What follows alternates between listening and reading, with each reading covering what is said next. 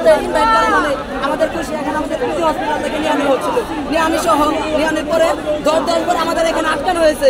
কিংবা আমাদের এমআইএস দেখানো হয় কিংবা আমরা আহত কিনা, ওইখানে আমাদের বসার জন্য জায়গা করার পরেও বলে এখানে অতিথিদের জায়গা, অতিথিরা বসবে, আহত তারা পিছনে গিয়ে দাঁড়াও কিংবা পিছনে গিয়ে বসো।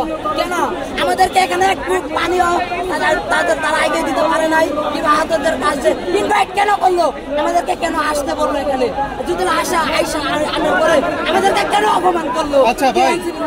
আচ্ছা ভাই বলতেছে, তারা বলতেছে যে ভিআইপি ওখানে বসবে, অথচ স্লোগান দিতেছে জুলাই যোদ্ধাদের, এটা কেন? কি বলছে? জুলাই যোদ্ধাদের স্লোগান ব্যবহার করতেছে সবসময় সবাই, কিন্তু জুলাই যোদ্ধাদের কখনো স্টেজে বসতে দেয় না।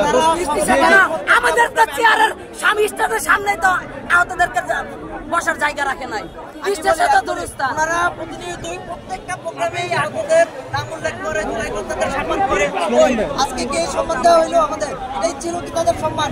বসার জায়গা পাইলে শুধু তারা স্লোগান নিতে রাখছে,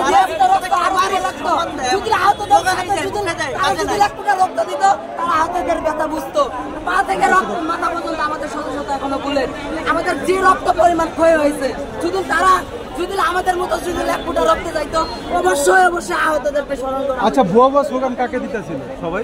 আমরা যুবশক্তিকে ভুয়া ভুয়া স্লোগান দিতেছি, এনসিপিকে দিতেছি, কারণ এই অসম্মানটা আমরা আশা করি এনসিপি বলতে যুবশক্তি একদম আমাদের এনসিপিতে ছিল, কারণ তাদেরকে আমরা কখনো আমাদেরকে ইনভাইট করে তারা ঢুকতে দেয় না ফার্স্টে, বলে আপনারা কারা হয়, এই কথা শুনে আমাদের চমকে গেছি আমরা। আরে আমাদেরকে আমাদের বলে কারা, আপনাদের কোনো লিস্ট নাই তাদের কাছে? না কোনো লিস্ট নাই। তারপর আমরা আপনাদের ইনভাইট করলো কিভাবে? এটাই তো ভাই, আমাদের হসপিটালে গেছে ওই যে আক্তারুজ্জামান, উনি আমাদের হসপিটালে যাওয়া বলছে আপনারা আমাদের প্রধান অতিথি, ব্যানারে আপনাদের নাম থাকবে, কিন্তু দেখেন ব্যানারে কোনো নাম নাই আমাদেরকে সব জায়গায় ইউজ করে তারা। এনসিপি টোটালটাই হচ্ছে বুয়া, আক্তার সহ যারাই আছে এরা সবাই হচ্ছে বুয়া, কারণ এরা আমাদেরকে লালন করতে পারে নাই। এরা ক্ষমতালোভী ছিল, এরা ক্ষমতার জায়গা পেয়ে গেছে, না হলে আজকে কেন আমরা 9 মাস ধরে হসপিটালে পড়ে থাকবো। আমাদেরকে মারেন ভাই, মারেন, আমাদেরকে মেরে ফেলেন। আমার হাত ভালো না হলে তারা লিখিত দিয়ে দেবে, আমি পূর্ণ বাসনা চাইলাম, আমি স্যাক্রিফাইস করেছি, কিন্তু তারা আমাদের সাথে এই অমানবিক আচরণ, এই অবমূল্যায়নটা কেন করবে? আমাদের রক্তটা কি তাহলে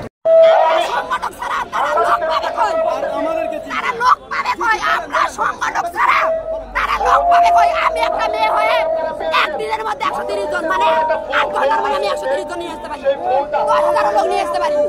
আমাদের আমরা ছাড়া